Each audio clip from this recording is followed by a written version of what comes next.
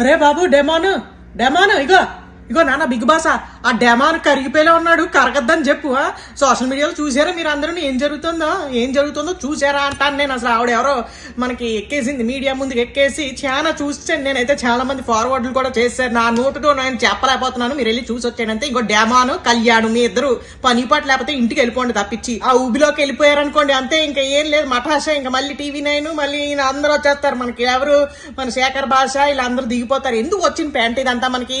అందుకని మనం ఏం చేద్దామంటే జాయిగా గేమ్కి వచ్చాం, గేమ్ ఆడుకుందాం. గొడిగ వేసుకుని కన్నీళ్లు తుడుస్తానండి వర్షంలో అంటే కుదరదు. జాయిగా ఎవడు గేమ్ ఆడుకోండి అయ్యా బాబు. కన్నీళ్ళకి పడిపోయి మనం సెన్సిటివ్ గా ఫీల్ అయిపోయి ఎమోషనల్ అయిపోయి ఒరే నెక్స్ట్ నామినేషన్ లో నేను తీసేసి కాపాడేస్తాను, ఎగ్జిట్ డోర్ వరకు పంపించేసినా కూడా జనాలు లాగేస్తాను పవర్ తీసుకుని అనుకుంటూ. అలాంటి కమిట్మెంట్స్ ఏం తీసుకోవద్దని చెప్పు జాయిగానా. నేను ఎవరి గురించి చెప్తున్నాను తెలుసా? ఇప్పుడు నిన్న పెళ్లి చూపులు సినిమా చూసి వచ్చాను నేను. పెళ్లి చూపుల్లో హీరోయిన్ ఎవరు అదనమాట. Thank you very much.